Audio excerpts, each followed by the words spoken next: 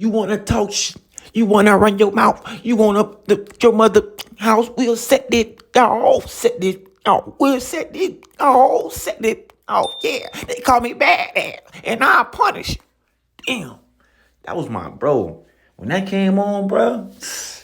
Man, I don't know, boy. That nigga Boosie was putting demons in niggas back in the day, man. For real, boy.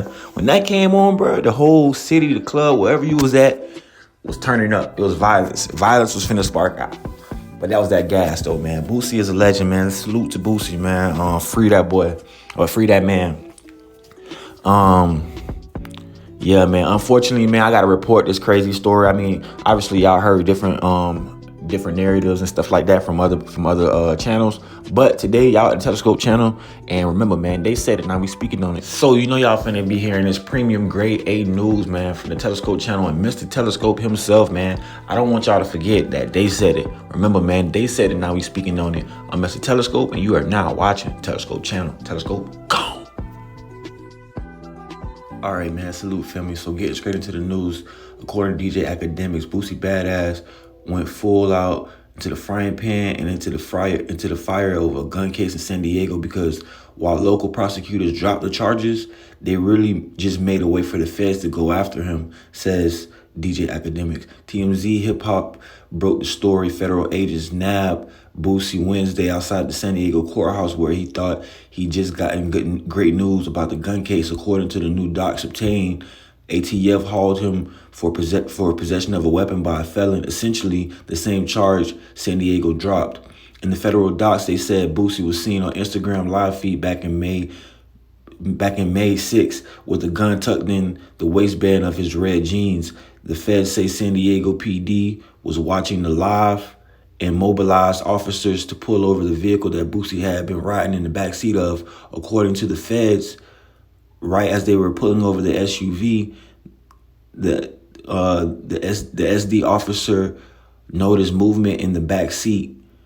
And it says pretty much in their experience that's somebody that's attempting to conceal a firearm or do something that they don't got no business doing, because you're fidgeting, you moving in the back seat. So getting straight into this news, man. What y'all think about the brother Boosie? What do y'all think happened? Why would he be on IG Live with a gun in his waistband? Was that him slipping? Was that somebody on his team slipping, showing too much or anything like that? Also, the Matt Hoffa interview where he said that he has people to, allegedly, quote unquote, take charges for him, or, as he said in his words, he got people for that. What do y'all think? Do y'all think that Boosie was slipping? Do y'all think that he was doing a little too much? My whole thing is, regardless of whatever, man, he's a father of 8. You know what I'm saying? His kids really need him out here. Whether you believe he's a good role model or not, whether you believe he's a good father or not, that doesn't even much matter. His kids love him. He's obviously been doing more than a lot of other fathers been doing out here.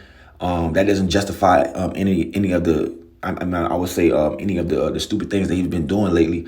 But for the most part, he's a good dad. You know what I'm saying? And I don't think that no kid should lose their dad for pretty much trying to protect yourself, but also doing things the right way. It's just the way that you do things. You know what I'm saying? You should do things the right way. And unfortunately, our brother Boosie didn't do these things the right way. From what I'm hearing, his bond was denied. He got a federal case. And I mean, check this out. This is somebody that been to the feds. Check this out. But when you somebody, bro, they want to break you down. They want to mess you up. They want to sit you down. Even if it's down for a little while.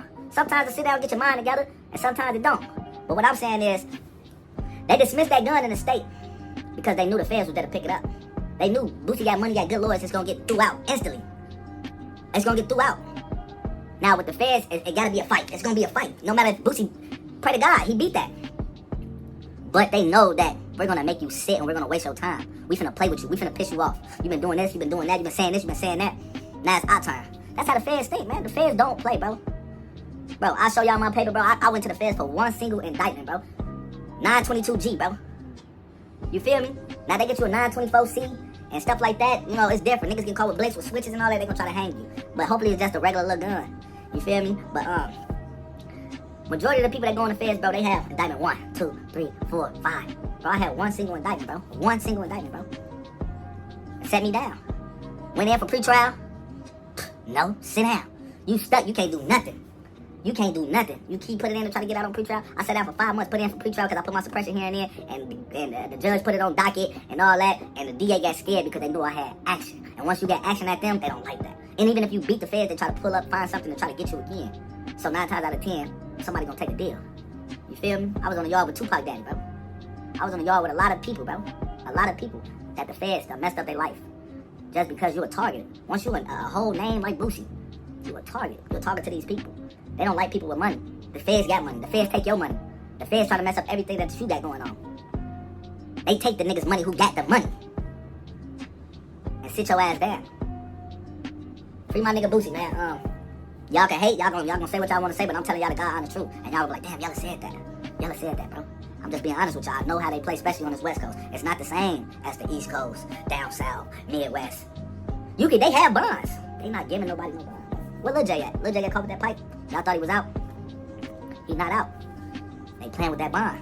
They don't play, bro. The feds don't play. When they want you, they want you. They knew it.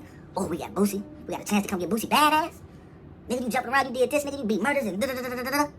They don't like that, bro. And as y'all can see, man, y'all see what he said. He actually, experienced that and been through that type of prison system or whatever, so to speak. And it's always the old folklore, old hood tales where it's like, oh, man, when the feds come get you, man, they already know what you did. You know what I'm saying? And that's why a lot of these brothers don't go to trial. That's why, the feds have a 99 or 96 conviction rate, because a lot of people don't go to trial. They get thrown football numbers and they get scared, They tell instead of, like, actually trying to fight it with legit evidence. But, I will say this, man. I know Charleston White is sitting in the back, and a lot of people forgot about the whole feud with Charleston White and him going back and forth with Lil Tootie, and you know what I'm saying. And Boosie's like, man, let me just leave that man alone. Just leave that man alone. You know what I'm saying? Charleston White mentioning Marlo Mike, and as a matter of fact, when Boosie went to, and he put a lot of eyes on himself. When Boosie went to YMW Millie trial the first day. That same night, I believe it's Juvie. I believe Juvie's daddy got a podcast right now on YouTube called Spoonful of Game. Y'all go check that out. But he actually was cussing Boosie out, calling Boosie flawed, saying, man, go check on Marlo Mike.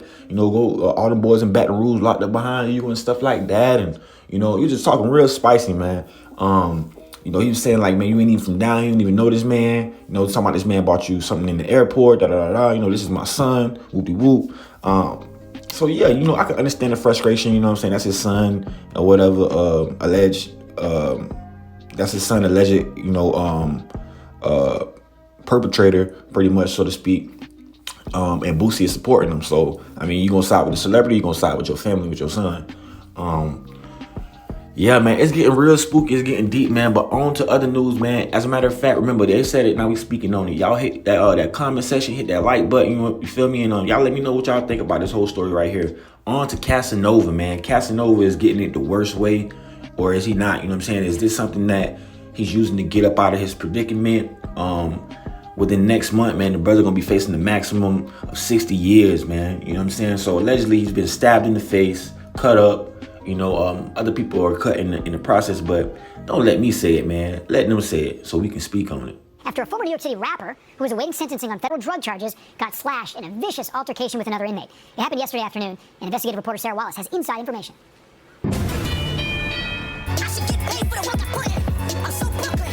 Former Brooklyn rapper Casanova, whose real name is Coswell Sr., isn't going back to his hometown streets anytime soon. The self-proclaimed blood gang member who pleaded guilty to federal drug conspiracy charges last year was involved in a vicious fight yesterday at the Essex County Correctional Facility in Newark. These internal reports from correction officers say Sr. was slashed with a weapon by another inmate, Ulysses Lugo, and then chased him down with the help of others. We spoke with one officer who responded to the scene. Lugo, you couldn't see his face because he was saturated in blood.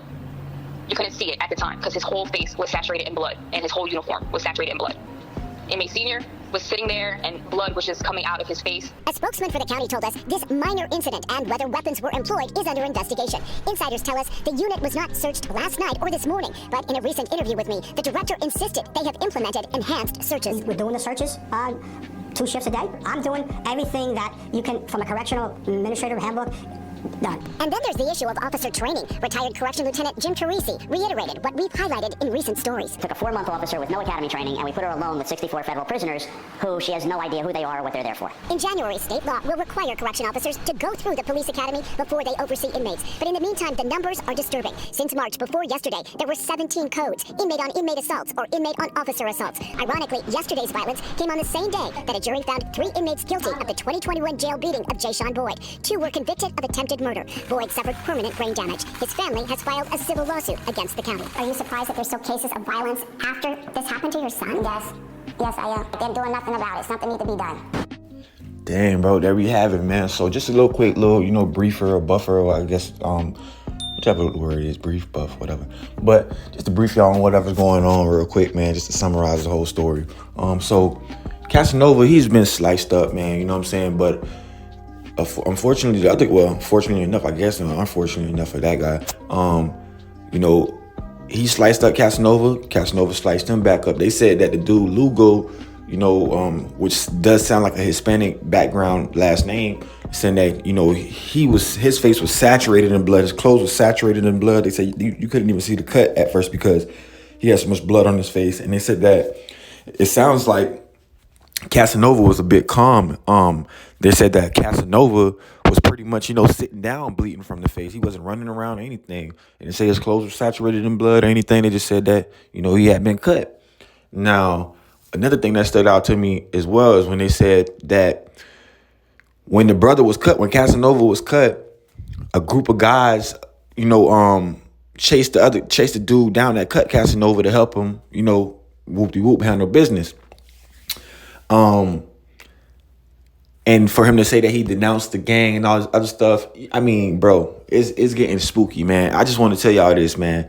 You know what I'm saying? Stay safe out there, bro. Stay out of trouble. You know what I'm saying? It ain't worth it. You don't want to be in a hard, tough situation just to try to, trying to keep up an image. And then just for that image to be tarnished, because you got to make hard decisions like maybe, not take a charge for somebody. Maybe, take more time than you should have got because you're going to take a charge and you ain't got no legal fund. You ain't got no legal funds. You ain't got no funding. So you finna just take the first offer that they give you because you feel like you're going to get slayed if you go to trial. Or worst case scenario, which is now so, it seemed like the best case scenario for these people that's going around here, you know what I'm saying, that's telling on shit. Most of them going to tell on something to get out of it. That's going to be the best case scenario for them.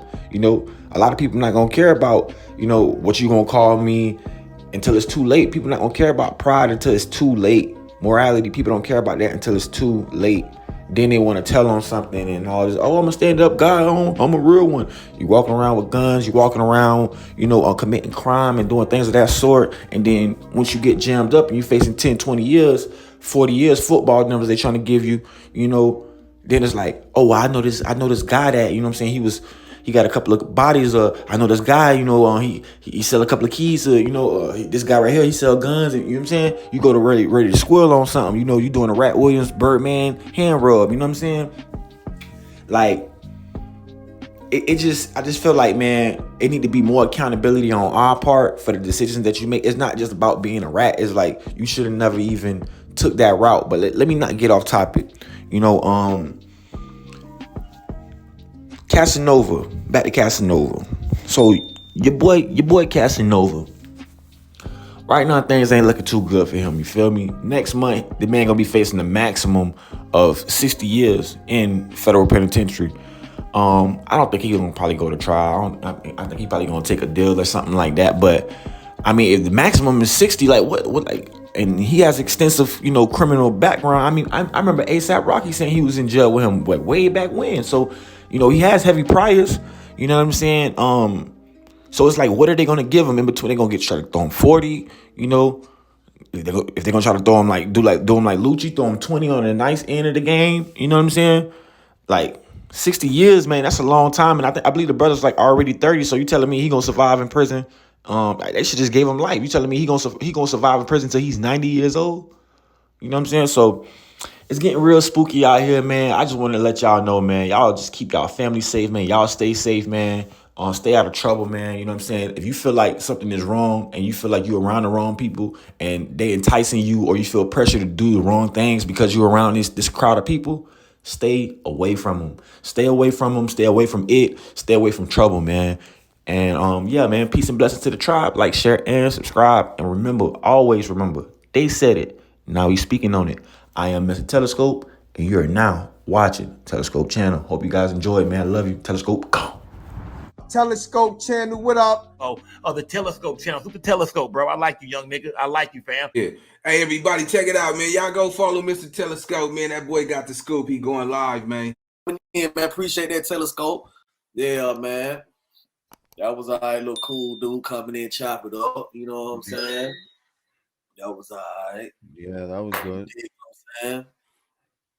He knows what's up. Man, you hold on. Peace and Black Power family, what's happening? Salute, Sas. See, you got that motherfucking light in the background and shit. Y'all know the Telescope Channel? Neighborhood show, you know the Telescope Channel? The Telescope Channel. Shout out to you, man. Hit that like button. Y'all niggas get to class. Don't listen to the Telescope Channel. He's a fool. Let him die by himself. Subscribe to Telescope Channel. You got a lot of, like, if you like to get into intellectual shit as well, he got a lot of dope content. You know what I mean? Check his channel out. He opened he asks a lot of deeper questions, a lot of, how you call it? He opens discussions. Like, he make that type of content.